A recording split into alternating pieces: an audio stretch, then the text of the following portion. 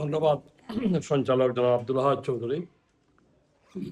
সম্মানিত সভাপতি, আমি আসলে আজকে একটু ছুটি নিয়েছিলাম, কিন্তু আহাদ ভাইকে বলে, রিয়াজ ভাইকে বলে, জামাল ভাই, তারপরও যেহেতু জামাল ভাই আমাকে ফোন করে বলেন আসতে পারবেন না, আমি অনেক দূরে ছিলাম, আপনাদের সাথে একাত্ম হওয়ার জন্য এসেছি। ঐতিহাসিক মুজিবনগর দিবস, আসলে সব বলা হয়েছে। গৌস সুলতান ভাইয়ের বক্তব্যের শুরু ধরে বলতে চাই,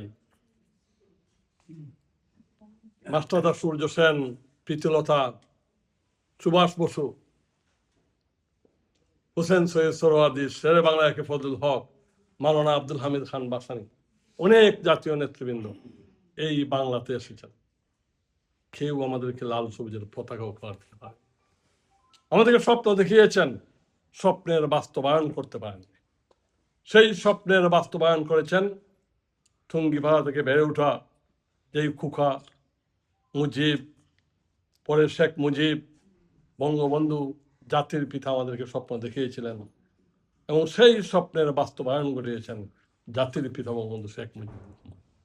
এবং সেটা একদিনে হয়নি, এটা আপনাদের পূর্ববর্তী বক্তারা যেই বলেছেন, এটা আমাদের হাজার বছর ধরে, শত শত বছরের যে আমাদের কাঙ্ক্ষিত, পরাজিত এবং নির্যাতিত, সেখান থেকে আমাদের এবং সেটা সেই ফুল প্রস্ফুটিত হয়েছে জাতির পিতা বঙ্গবন্ধু শেখ মুজিবুর রহমানের হাতে এসে। কারণ বঙ্গবন্ধু একমাত্র জাতীয় নেতা যিনি 7.5 কোটি বাঙালিকে ঐক্যবদ্ধ করে, যিনি জাতীয় আন্তর্জাতিক রাজনীতিকে ঐক্যবদ্ধ করে এই আমাদেরকে একটি স্বাধীন সার্বভৌম রাষ্ট্র দিয়েছেন। একদিনে হয়নি। অনেকে মনে করেন 26শে মার্চের প্রথম পরে ঘোষণার মধ্য দিয়ে হয়েছে, না, হয়নি।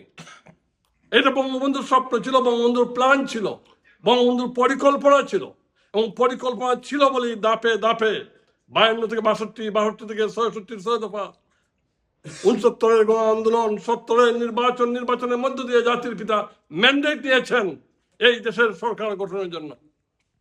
সরকার গঠন করতে পারেননি। 1971-এর 7ই মার্চ গৌস সুলতান ভাই এই কথাই বলেছেন, 7ই মার্চের ঘোষণার মধ্য দিয়ে সেখানে ছাত্ররা, যুবকরা, শ্রমিকরা সেদিন থেকে মুক্তিযুদ্ধ শুরু করেছে। আর স্বাধীনতার 26শে মার্চের প্রথম পরে আনুষ্ঠানিকভাবে জাতির পিতা বঙ্গবন্ধু শেখ মুজিবুর রহমান বাংলাদেশের স্বাধীনতা ঘোষণা করেন। আর সেই থেকে আমরা বিশ্বের মানচিত্রে একটি বাংলাদেশ। অনেক বিশ্বের বরেণ্য রাষ্ট্রপ্রধানরা বলেছেন বাংলাদেশকে চিনেন না, চিনেন বঙ্গবন্ধুকে, বঙ্গবন্ধু দিয়েই বাংলাদেশ। এবং তার পরবর্তীতে 10ই এপ্রিল স্বাধীনতার ঘোষণাপত্রের মধ্য দিয়ে আজকের যে 72-এর সংবিধান, সেই 10ই এপ্রিলের এই ঘোষণা, 72-এর সংবিধানের আগ পর্যন্ত সেই দলিলটি ছিল আমাদের সংবিধান। এবং 17ই এপ্রিল মুজিবনগর সরকার গঠিত হয়। সকল নেতৃবৃন্দের প্রতি জাতির পিতা বঙ্গবন্ধু শেখ মুজিব সহ সৈয়দ নজরুল ইসলাম, তাউদ্দিন আহমেদ, ক্যাপ্টেন মনসুর আলী, HM কামরুজ্জামান সহ আজ অবধি যারা গণতান্ত্রিক আন্দোলনে শহীদ হয়েছেন, সকলের প্রতি শ্রদ্ধা এবং বিনম্র শ্রদ্ধা, তাদের আত্মা মাগফিরাত কামনা করে এটুকুই বলতে চাই।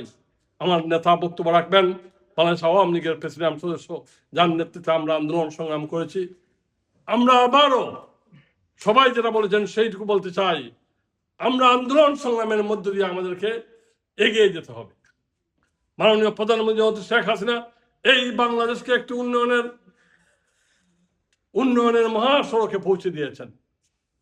আবার 71-এ যারা পরাজিত হয়েছিল, 10ই এপ্রিল যারা পরাজিত হয়েছিল, 17ই এপ্রিল যারা পরাজিত হয়েছিল, 75-এ 15ই আগস্ট জাতির পিতাকে যারা হত্যা করেছে, 3 নম্বরে জেল হত্যা যারা করেছে, 21শে আগস্ট গ্র্যান্ড হামলা যারা হত্যাকাণ্ড ঘটিয়েছে, সেই সকল শক্তি একত্রিত হয়ে বিএনপি, জামাত, জঙ্গি এক হয়ে আজকের বাংলাদেশে বঙ্গবন্ধুর বাংলাদেশ, আজকের বাংলাদেশে মাননীয় প্রধানমন্ত্রী উন্নত সমৃদ্ধ বাংলাদেশকে পিছনে ফেলতে চায়। আজকের বাংলাদেশকে বঙ্গবন্ধুর হাত থেকে মাননীয় প্রধানমন্ত্রীর যে উন্নত বাংলাদেশ, সেই বাংলাদেশকে পরাজিত করে আজকের বাংলাদেশকে একটি ধর্মীয়, ধর্মান্ধ, মৌলবাদী একটি পাকিস্তানি বা তালেবান রাষ্ট্র পরিণত করতে চায়।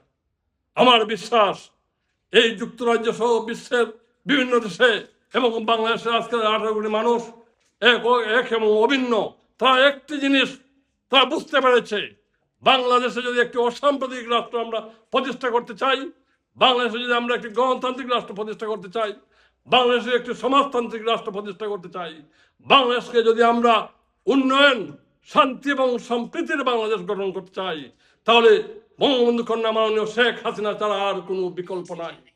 এবং একমাত্র শেখ হাসিনাই পারে এই বাংলাদেশকে আজকের যে হত্যা, সন্ত্রাস, আজকের যে ধ্বংসস্তূপ, সেই ধ্বংসস্তূপ থেকে এই বাংলাদেশকে উদ্ধার করে মাননীয় প্রধানমন্ত্রী শেখ হাসিনা এই বাংলাদেশকে আবার বদলে দিতে পারেন।